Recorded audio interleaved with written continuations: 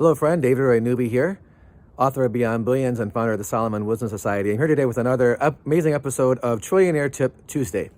King Solomon in today's money was worth over $4 trillion, and you can access his teachings in the books of Proverbs and Ecclesiastes. So today I'm going to give you a tip from King Solomon's teachings that you can use to improve your life right now to deal with crisis.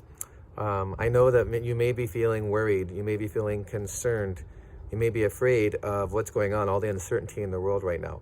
One of Solomon's teachings comes from Proverbs 21:5-7, which I have my little trusty notepad here. Careful planning puts you ahead in the long run. Hurry and scurry puts you further behind. The wicked get buried by their loot because they refuse to use it to help others.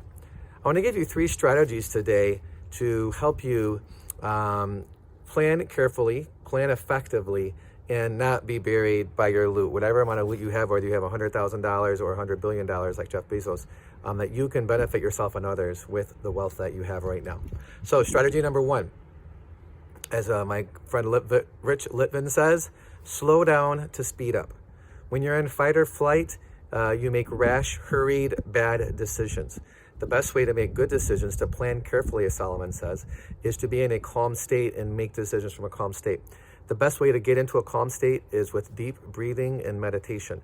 I recommend the Wim Hof method, W-I-M-H-O-F. On YouTube, there's a 12-minute video of him guiding you through his breathing exercises. I highly recommend you do that once a day. That will really calm your body down physically. Second of all, for meditation, my preferred method of meditation is meditating on the Word of God. I'm a Christian, so I meditate on the Bible, or the Torah, as our Jewish friends would call it. So I would encourage you, meditate on a truth that is empowering, like the Proverbs that I just read to you, Solomon's teachings.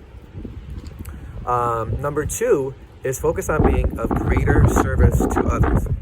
Now, it's very easy when you're thinking about yourself to get into worry and start, like, net worth, you see your net worth go down 30-40%. It's easy to worry and go, man, if it falls 80%, what am I going to live on if I get sick? The best way to get out of worry is to focus on serving others. When you focus on others, you grow your empathy, you get your creative juices flowing, and you can put your challenges into proper perspective. Some great examples that people have been doing lately. Sarah Blakely of Spanx, she gave $5 million away to 100 female entrepreneurs, $50,000 each, women that are starting businesses, as times of crisis are actually the best time to start a business. So great job, Sarah.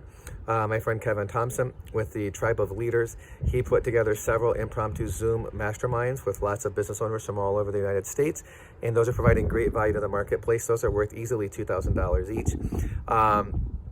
Brian Chesky from Airbnb, he just created a service where I think 20,000 of their hosts are giving their housing to medical personnel that are dealing with people sick from the virus and other things, and they don't want to bring that home to their families, to allow them, give them temporary housing to be separate and keep their families safe during this time.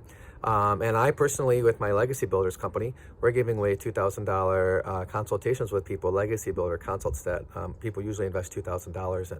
So those are some examples of ways to be creative and give of your time and resources, and be really, really creative with your services in this time. If you're a business owner, I encourage you, lastly, not least, strategy number 3 is diversify your income streams. That's another one of Solomon's teachings. In Ecclesiastes, he said, split your portion into 7 or 8, or in some translations, divide your portion. That means like basically your money, for you don't know what misfortune may happen on the earth. So if you've been a business owner, you've always had like one main product or one main service that has been generating your revenue. Look to create a new product or service to supplement that existing income stream. You don't have to reinvent the wheel. You can actually take one of your existing products or services and tweak it and add value to it for this time that we're in right now, and that can be another income stream for you. As an investor, tweak your money and don't put it all in one sector. If your money is all in the stock market in your country, diversify it into other areas, maybe real estate, oil and gas, investing in startups, whatever kind of thing may interest you. This is a perfect time to diversify your income streams. So I just want to encourage you in closing, more wealth is created in times of crisis than in times of good times. A lot of people would say, man, I wish it was 90 days ago. Things were so much better. But a lot of your plans that you made for 2020, first quarter, I made plans for this year. You're having to adjust your strategy. I'll encourage you, don't give up hope. you could still achieve your goals. You're probably just going to need to use a higher level of wisdom to achieve your goals, and you're going to need to use new strategies and tactics. So wisdom is found in a multitude of counselors, another one of Solomon's teachings. Don't rely upon your own wisdom.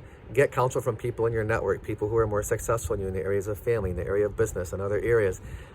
Get their input and use their input, and you will come out of this virus actually much further ahead than you would have been if you would have stayed on the path that you were on before this virus hit.